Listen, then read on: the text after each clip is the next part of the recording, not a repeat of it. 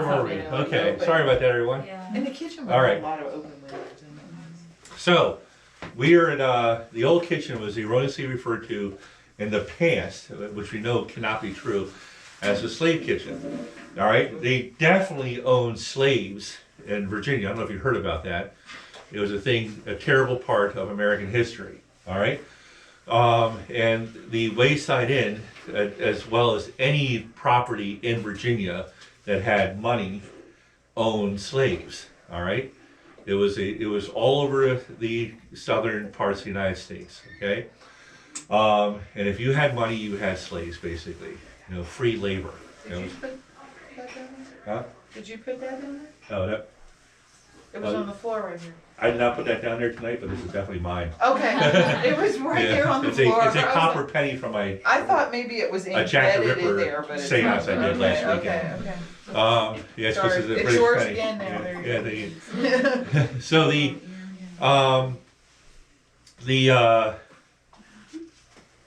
anyway, slavery was a terrible part of American history, and people who owned the Wayside Inn at the time, during its construction, was called Læric's Inn. All right, that's where Læric's Tavern got its name. All right, there's a picture of Mr. Lääric in the tavern on the wall right there, as soon as you go inside to the right.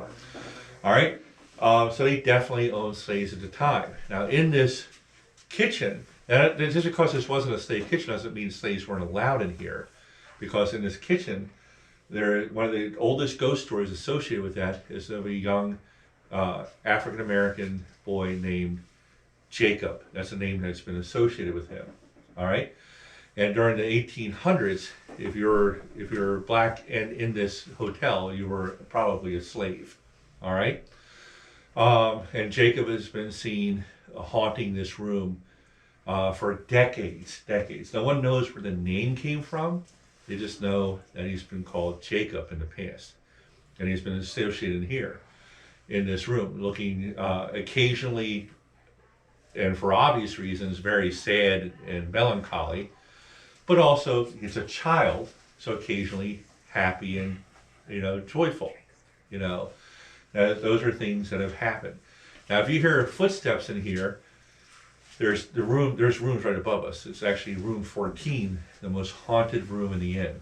It's right above our heads. All right. I don't know if that's open tonight. We're going to find out. I'll check in with Tammy at the front desk, and we'll see if we can go in there and walk around a little bit and do a couple of experiments. All right.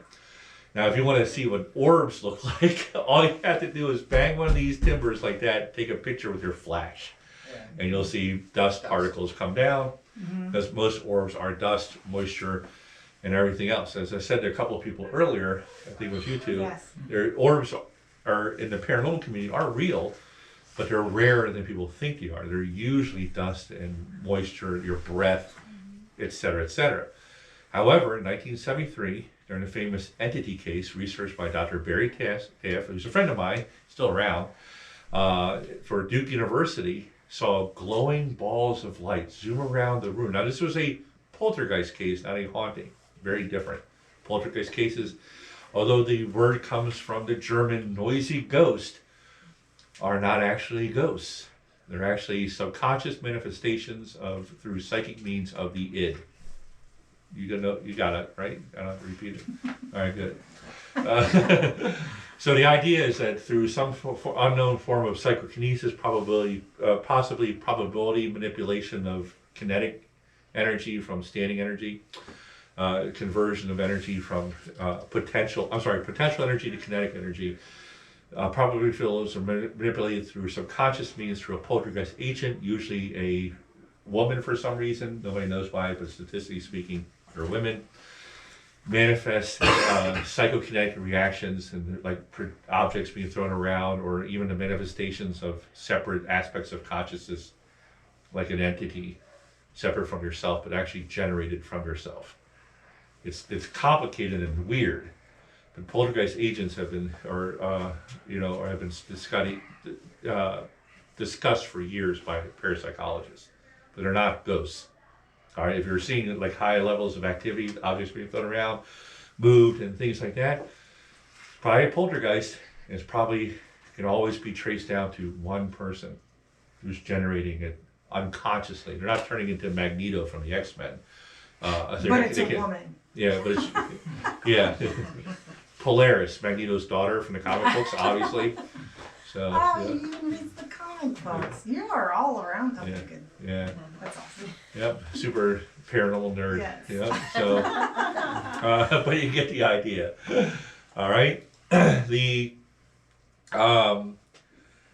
This is one of the most haunted rooms in the inn. I've got lots of activity doing seances and experiments in here. This is where we're going to do some of our experiments this evening. All right. I also want to take this opportunity to talk about EVP a little bit. We will be recording voices, and you'll get a chance to listen to those recordings later. I want you to contact me. I want to send you a link to the recordings so you can listen to it yourself and see if you pick up anything that maybe I missed. Okay? All right? EVP, electronic voice phenomena, the study of recording the voices of the dead through electronic means. All right? Inter-trans communication is another word for it, but EVP is what everyone knows. It's the electronic interference caused by spirits and that sort of thing. All right?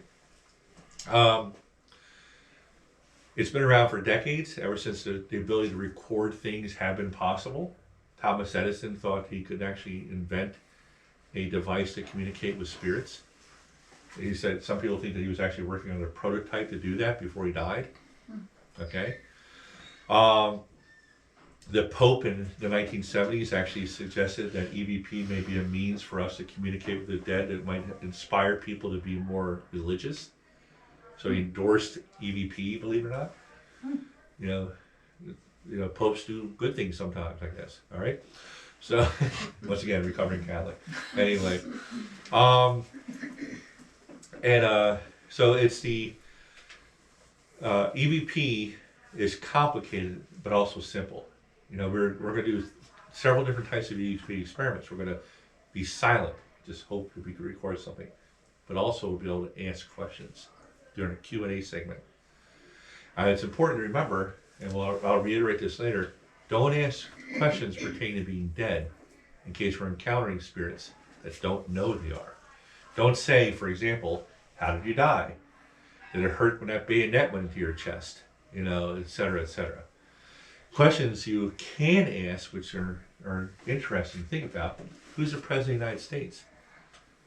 That way we can date when the spirit, not literally date them, you know.